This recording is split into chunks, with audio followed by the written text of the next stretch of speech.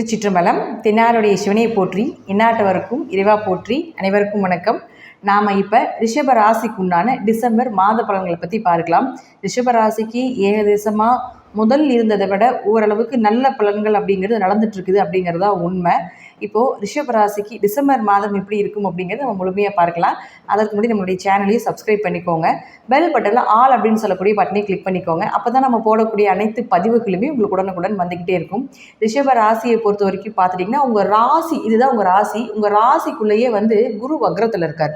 பொதுவாக ரிஷப ராசிக்கு 8-11ஆம் அதிபதி. 8 அவமானங்கள், திடீர் அதிர்ஷ்டங்கள், திடீர்னு வரக்கூடிய பணம், திடீர் இழப்புகள், இது எல்லாமே 8. புதையல் யோகம் கூட 8 தான். அமானுஷ்ய அறிவு, ஷேர் மார்க்கெட்லேருந்து வரக்கூடிய மறைமுக பணம் எல்லாமே 8ஆம் இடத்தை சொல்லக்கூடியது. அவர் வக்ரமாகி, அது மட்டும் இல்லாமல் குரு அப்படின்னு சொல்லக்கூடிய லாபத்தையும் சொல்லக்கூடிய ஒரு கிரகம். ஏன்னா 11ஆம் அதிபதி தீராத ஆசைகள், அதே போல் லாபம், அதிகமாக லாபம் வரணும் அப்படின்னா அதற்கு உங்களுக்கு ரிஷபராசிக்கு குருவுடைய சப்போர்ட் ரொம்ப முக்கியம். அப்போது அவர் லக்னத்தில் இருந்து வக்ரம் ஆகிறார். நம்ம முதலே வக்ர பதிவு பற்றி நிறைய கொடுத்துருக்குறோம். அப்போ உங்கள் ஜாதகத்தில் வக்ரமாக இருந்தால் இதெல்லாமே உங்களுக்கு பாசிட்டிவாக ஆக்டிவேட் ஆகி வரும். ஒருவேளை உங்கள் ஜாதகத்தில் குரு வக்ரம் இல்லைன்னா கொஞ்சம் பொறுமையாக இருங்க, குரு வக்ர நிவர்த்தி ஆகிற வரைக்கும். இப்போ உங்களை ஆளக்கூடிய கிரகம் யார்? சுக்கிரன். இந்த சுக்கிரன் அப்படின்னு சொல்லக்கூடிய 1 மற்றும் 6ஆம் அதிபதி. நல்லா இருந்தாலும் பிரச்சனை, கெட்டு போனாலும் பிரச்சனை சுக்கிரன். ஏன்னா 1க்கும் 6க்கும் உடையவர். 1ங்கிறது பெயர் புகழ் மதிப்பு, 6னா கடன் நோய் வழக்கு. நல்லா இருந்துருச்சுன்னா உங்களுக்கு பெயர் புகழை கொடுத்தாலும் கடன் நோயை கொடுத்துரும், அல்லது கடன் நோயை கொடுத்துச்சுன்னா பெயர் புகழை குறைச்சிடும். இது மாதிரி இந்த 2ல் ஏதோ ஒன்று தான் உங்கள் வாழ்க்கையில் அப்படியே மாறி மாறி மாறி மாறி நடந்துக்கிட்டே இருக்கும்.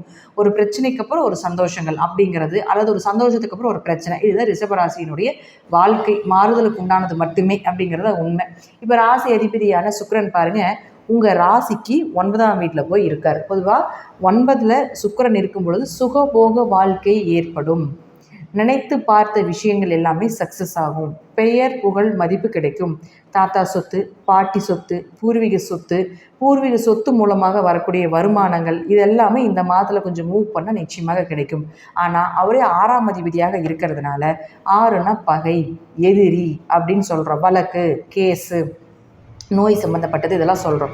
அப்போ 6 ஆகி உங்களுக்கு 9ல் இருக்கும் பொழுது இதெல்லாம் கிடைக்கணும்னா இது போல் ஏதாவது கடன் வாங்க வேண்டிய சூழ்நிலைகளோ, அல்லது சொத்துனால ஏதாவது ஒரு நோய் தொற்றுகள் ஏற்படுறதுக்குண்டான வாய்ப்புகளோ, அது அதுக்கப்புறம் ஒரு நிம்மதி இழப்புகளோ, ஏன்னா ஒரு ப்ளஸ் ஒரு மைனஸ் அனுபவிக்கிறது ரிஷபம். அதனால் நீங்கள் அதுவும் வரும் அப்படிங்கிறத சொல்கிறோம்.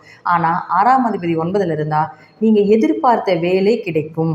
நீங்கள் எங்கே போகணும், எந்த இடத்துல இருக்கணும், உங்களுக்கு என்ன வேலை வாய்ப்புகள் தேவை அப்படின்னு நீங்கள் நினைக்கிறீங்களோ அதற்குண்டான வாய்ப்புகளை எல்லாமே இந்த ரிஷபராசிக்கு இந்த சுக்கிரன் மூலமாக நிச்சயமாக இந்த மாதம் கிடைக்கும் அப்படிங்கிறதுல மாற்றம் இல்லை.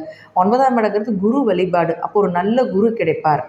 உங்களை வழி நடத்துறதுக்கு ஏதாவது ஒருத்தர் கண்டிப்பாக நிச்சயமாக வருவார். ஏதோ ஒருத்தர் மூலமாக கிடைக்கும். அதுவும் சுக்கிரனை பெண்ணுன்னு சொல்கிறோம்.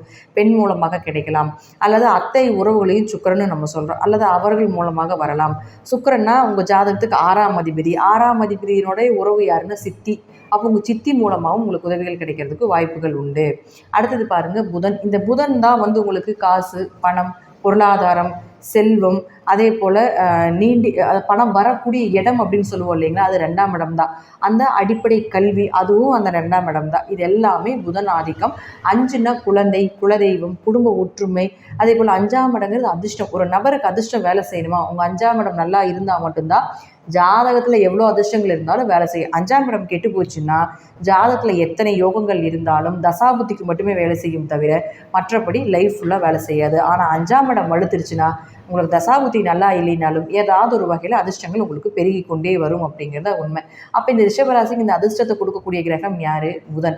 இந்த புதன் பாருங்கள் உங்கள் ராசிக்கு 7ல் நிற்கிறது ஒரு யோகம் தான். 2 கூடவே 7ல் இருந்தால் மனைவி மூலமாக வருவாய், கணவர் மூலமாக வருவாய்.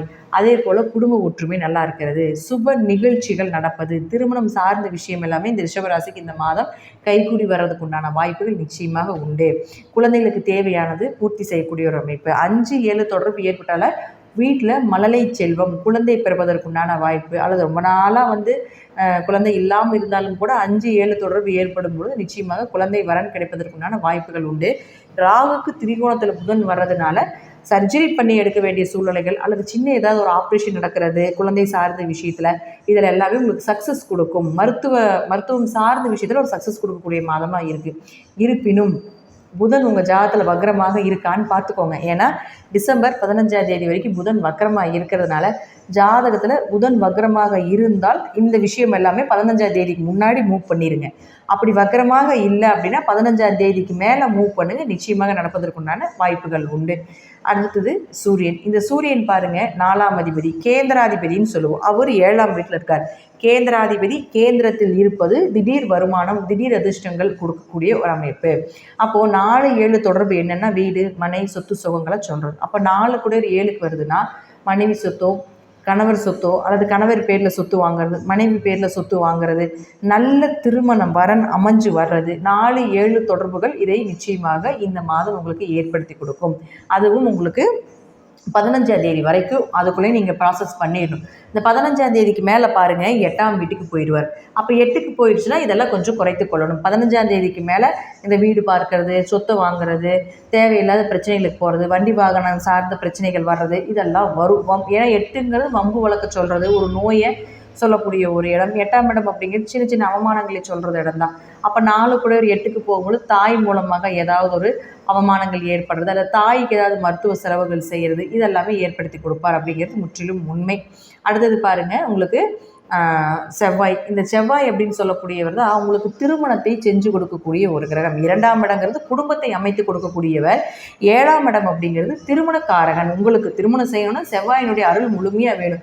ஆனால் இந்த செவ்வாய் எங்கே இருக்காருன்னு பார்த்துட்டிங்கன்னா 3ஆம் இடம் அப்படின்னு சொல்லக்கூடிய இடத்துல நீசம் பெற்றிருக்கார். அப்போ எதிர்பார்த்த திருமணம் வரன்னு இல்லைங்க, அல்லது திருமணத்தில் ஏதாவது ஒரு பிரச்சனைகள் வந்துக்கிட்டே இருக்குது. திருமண உறவுகள் மூலமாகவும், கணவர் குடும்பம் மூலமாகவோ அல்லது மனைவி குடும்பம் மூலமாகவோ ஏதாவது ஒரு தலைவலி பிரச்சனைகள், அவங்களுக்கு விரயங்கள் ஆகிறது, அவங்களுக்கு மருத்துவ செலவுகள் செய்கிறது, இதெல்லாமே இருந்துக்கிட்டு இருக்குது அப்படிங்கிறதா இப்போ ரிஷபராசிக்கு உண்டான பலன். இப்போது இந்த செவ்வாய் அப்படின்னு சொல்லக்கூடியவர் நீசமானாலும் வக்ரம் ஆகிறார் 6ஆம் தேதிக்கு மேலே. எப்பொழுதுமே நீச கிரகங்கள் வக்ரம் பெற்றால் உச்ச பலத்தை கொடுக்கும். அப்போது நீசமாகி உச்சமாகக்கூடிய இந்த செவ்வாய் 6ஆம் தேதிக்கு மேலே உங்கள் ஜாதகத்துக்கு கண்டிப்பாக நல்ல திருமண வரன், கணவன் மனைவிக்குள்ளேருந்து வந்த கருத்து வேறுபாடுகள், மனைவி உறவில், கணவர் உறவில் ஏதாவது ஒரு சின்ன சின்ன மனக்குழப்பங்கள், மன கஷ்டங்கள், ஏதாவது ஒரு பஞ்சாயத்தை, ஏதாவது ஒரு வேதனை வலி இருக்கும் இல்லைங்களா, அதெல்லாமே குறையிறதுக்கு உண்டான வாய்ப்பையும் கொடுப்பார். 7 அது மட்டும் இல்லைங்க, 7 பரிகார ஸ்தானம்.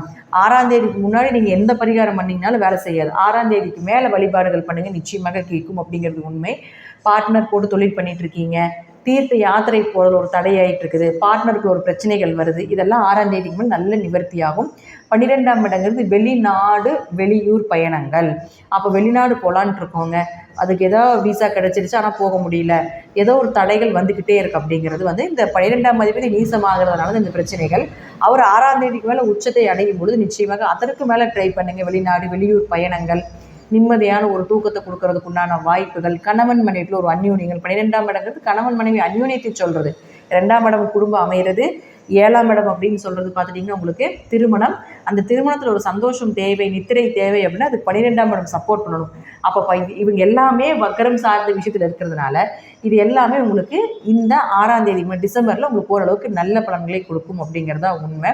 பொதுவாக ப்ரொமோஷன் சொல்கிறதும் பார்த்துட்டிங்கன்னா 6க்கு மேலே எடுத்துக்கோங்க. தொழிலும் பார்த்துட்டிங்கன்னா உங்களுக்கு சனி பகவான் தான். இதனால் சனி உங்களுக்கு வக்கரமாக இருந்து கொஞ்சம் பிரச்சனைகளை கொடுத்துட்டு இருந்தால், வக்கரம் இல்லாத ஜாதகங்களுக்கு இப்போ சனியும் வக்ர நிவர்த்தி ஆகிட்டார். அதனால் தொழிலும் அமையும். தொழில் ரீதியாக இருந்து வந்த இடைஞ்சல்கள், கொஞ்சம் தொழில் ரீதியாக இருந்து வந்த கொஞ்சம் சங்கடங்கள், இதெல்லாமே விலகி தொழில் ஒரு நல்ல லாபத்தையும் கொடுக்கக்கூடிய ஒரு அமைப்பு நிச்சயமாக இந்த ரிஷபராசிக்கு இந்த மாதம் ஏற்படும். ரிஷபத்துக்கு 100க்கு ஒரு 70லிருந்து 80% நல்ல ஜாக்பாட்டான மாதமாக தான் இருக்குது.